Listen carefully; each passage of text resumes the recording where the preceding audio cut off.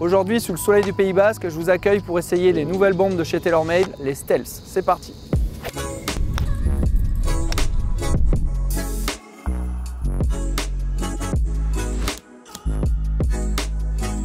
Pas évident de succéder à la Sim 2 qui a fait un carton. La Stealth arrive avec des arguments techniques, notamment la cavité qui a été développée pour la première fois en premier, un TPU à l'intérieur et des secrets de fabrication que garde pour l'instant un peu Taylor.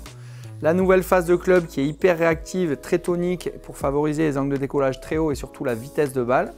Et à partir du fer 8 sur la série, l'insert de la Speed Pocket qu'on va retrouver ici.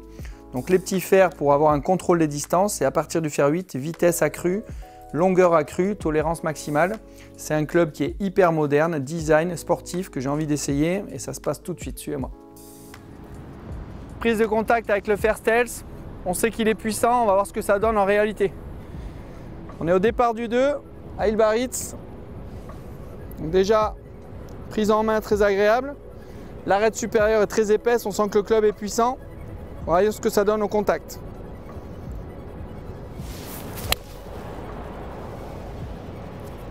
Alors la balle sort fort, on a un toucher qui est assez doux pour une tête aussi épaisse. Je suis assez impressionné. On va voir ce que ça donne tout de suite avec le Trackman.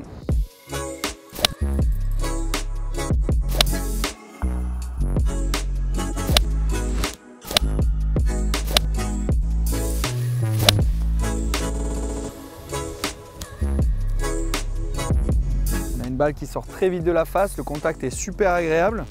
On va vérifier si mes sensations sont mesurées par le Trackman. Donc la vitesse de balle effectivement est très importante. Je suis à 115 au fer 7, donc 115 miles par heure, c'est assez impressionnant. Backspin maîtrisé, on a une bonne distance, 157 mètres au fer 7, pas mal, avec très peu de dispersion latérale, ce qu'on recherche. C'est un club qui conviendra à tous les joueurs qui cherchent de la puissance sans perdre de la précision. Et dans tous les cas, je vous conseille de l'essayer, mais surtout de vous faire fitter pour le mettre sur mesure pour vous.